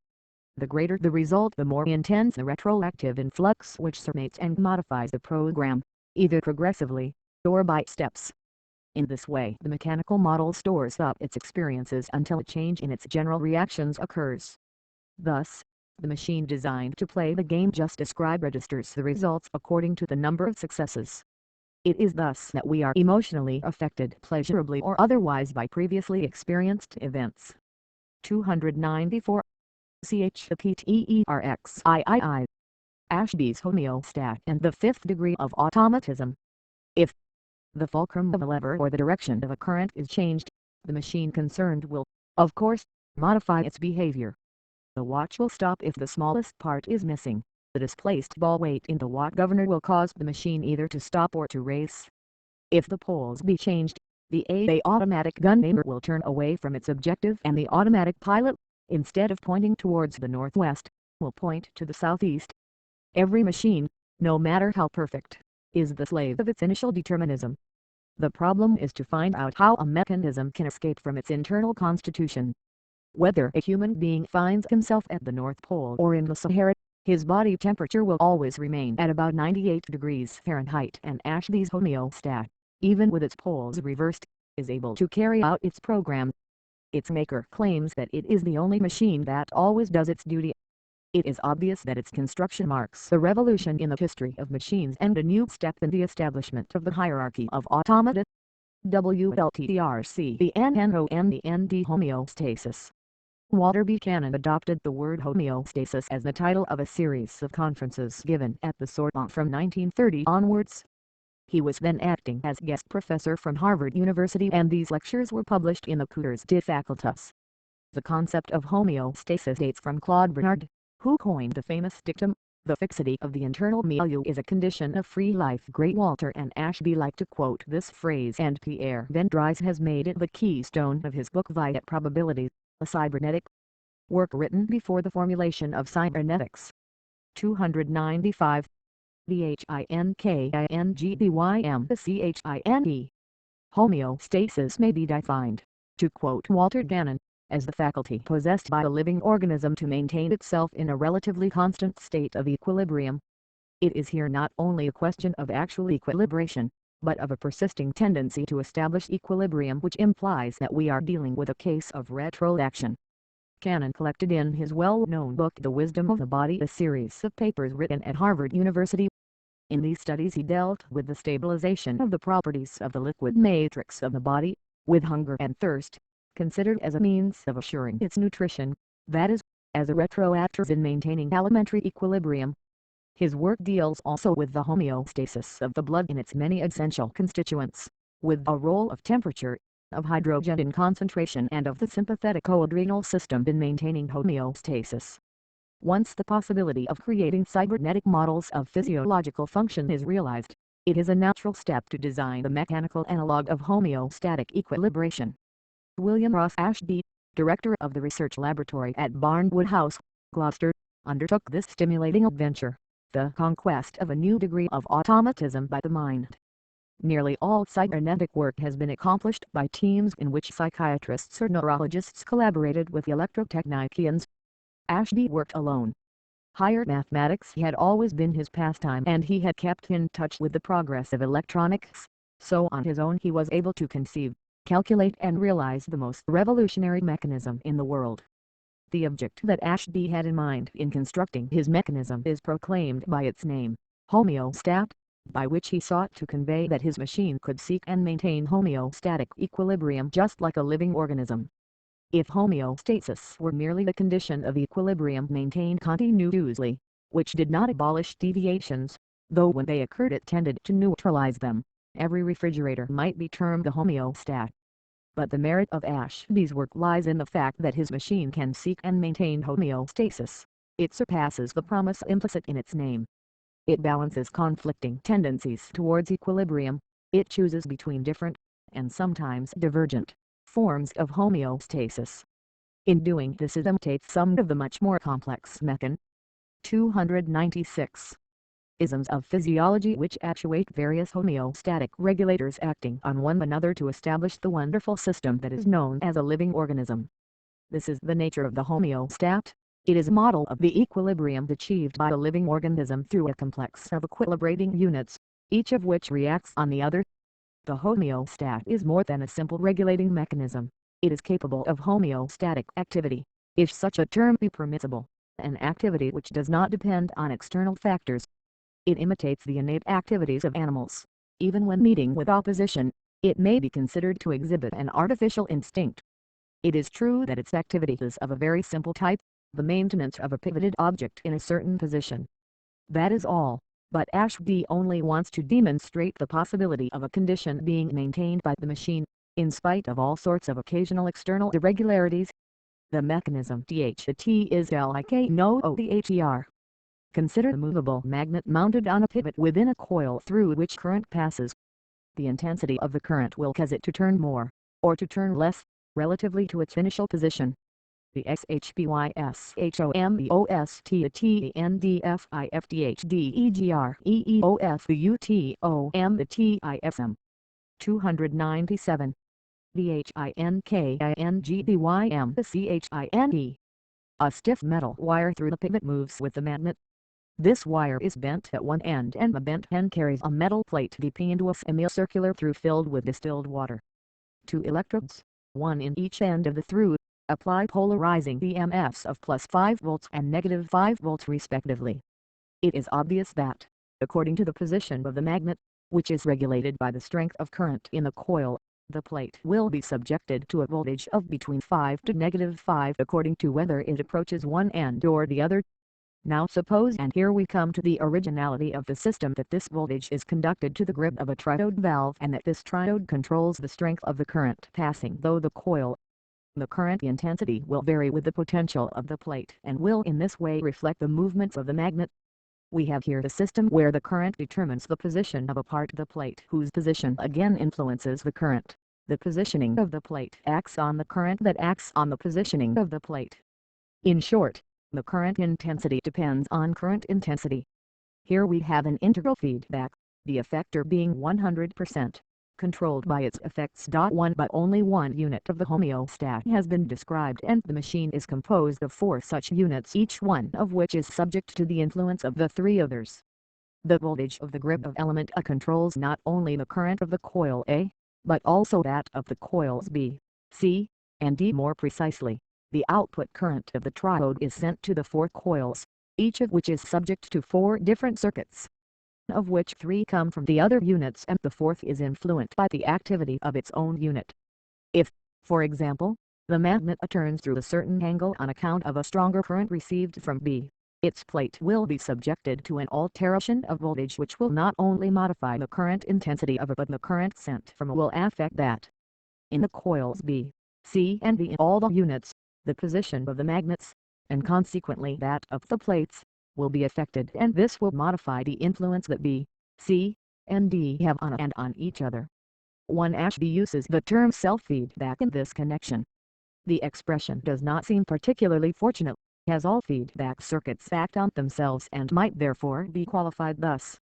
We should propose the term integral feedback. 298. The SHBYSHOMBOSTATENDFIFDHDEGREEOS Diagram of the interconnections of the 4 homeostat elements. Any change in one of the units obliges the others to adapt to it, and the adaptation of each will oblige all the others to react. There results a whole flood of actions, reactions and interactions which will be beyond the powers of any reasoner attempting to establish a logical scheme of the chain of events. It is a true complex of feedbacks. The continuous motion of the plates of the 4 units in their glass troughs suggests the behavior of caged wild animals. It is a matter of conjecture whether they will ever attain a state of general equilibrium. Each unit seeks equilibrium for itself as well as for all. It may well be that the search will prove as endless as the labors of Sisyphus and the daughters of Danaus, the ordeal of aiming to reach the goal without ever being able to attain it. Up to now we have been studying mechanisms with all their factors determined, except the one subject to retroaction, but this machine has no single determining factor. SPRE determinisms. Here then is the revolutionary import of the homeostat. Unlike other machines subject to simple determinism, it has a complex of factors acting on the effector which determine its effect. Hundreds of thousands of spare determinisms. To be exact, there are 390,625. One might imagine a motor car capable of adjusting itself to suit circumstances, giving itself more or less throttle, changing gear or advancing the spark. Such is the homeostat. When a deterministic factor prevents it from achieving its intended result, this goal-seeking becomes so potent that it reorganizes the mechanism and overthrows all. 299. THINKINGBYMCHINE. The primary guiding data. The feedback, in short, acts on the complex of determinisms in the same way that in the 4th degree it regulates a single factor. Every time that in one of the 4 units of the homeostat the electromotion undergoes too great a swing, the determinism of this unit is changed. This is not the effect of magic, but simply because the current related to the position of the magnet acquires a certain voltage in one or other direction, and this voltage determines the automatic passage of a contact in the selector, which is an essential part of the system. Each selector has the choice of 25 positions, of which only one is connected at a time. It is known as a selector. Each of the 25 positions corresponds to different values in the resistance and capacity of the circuits. These values have purposely been left to chance selection. In fact, to be certain of their being quite at random, Ashby took their numerical values from the Fisher and Yates tables of random numbers, thus ensuring that there should be no functional relation between the reactions of the machine and the conditions that it might encounter. In order to imitate living conditions, the homeostat is made to behave like an animal that reacts to an unfavorable environment by removing itself without necessarily knowing the nature of the conditions it is likely to find in the place it is going to. If there be a very great swing of the magnet, the aniselector of this unit will establish new conditions for the whole mechanism. The 4 magnets will seek to regain their equilibrium. If this cannot be attained, another magnet, or perhaps the same one, swings from its central position and a new arrangement of the circuits is effected with new attempts to establish equilibrium, and so it goes on. As each selector has 25 positions, each element of the homeostat is subject to 25 determinisms and the whole mechanism has at its disposal 25x25x25x25 equals 390,625 possible arrangements. The possibilities of equilibration that these numerous determinisms offer are explored one after another but strictly in chance order, without method, one determinism being replaced by another each time the machine fails to achieve the end sought. Inevitably, the homeostat ultimately achieves equilibrium. It may be after some hours or even days of trial. It may do so with ease, or with difficulty, smoothly or jerkily. 300. The XHBYSHOMBOSTTHENDFIFTHDEGREEOF methodically or neurotically. Ashby says it depends on the mood it finds itself in. But it will always find a way. It will always come to rest finally with its 4 plates in a central position in each of the 4 troughs. It will succeed even if its mechanism is subject to serious interference. Ashby invites visitors to the quiet and spacious laboratories of Barnwood House to come and try some tricks on the homeostat, to set traps for it and to try to get the better of it. Everything is permissible, short of bashing it with a hammer. One can't disconnect 1 or 2 units, or paralyze 1 or many of the plates by putting obstacles in their way, or by changing the poles of the current. The homeostat will always be able to adapt its internal organization to the new situation. It fulfills the purpose that Ashby had in mind, to construct a model of the animal's power of adaptation to its environment. The HEMCHINDWHICH finds its OWNWOY. It may now be legitimate to consider the homeostat from the standpoint of logic. To make such a logical analysis is a matter of difficulty, and this would be true if there were only a single unit to be considered, even if the onyx selector were ignored. The effect or result may be considered to be indicated by the position of the plate in the through. This position depends on one factor only, the current in the coil. But the strength of this current is governed by the plate acting through the more or less polarized grid of the triode. This is, then, an instance of the 4th degree. This feedback has very considerable corrective powers. It depends on a highly efficient factor. A single element of the homeostat finds its equilibrium when retroaction cancels out, i.e. when the effector has no further retroactivity. The 4 elements will eventually find the mutual condition of equilibrium. Such a mechanism, however, would hardly permit the striking results achieved by Ashby, who can interfere with the directional factors without changing their resultant. The correction that can be applied by an ordinary feedback, even through a highly effective factor, is not enough. For a feedback to act thus it must be endowed with an action that can be varied according to circumstances. In other words, it needs to be a reactor with a non-uniform power of correction. We,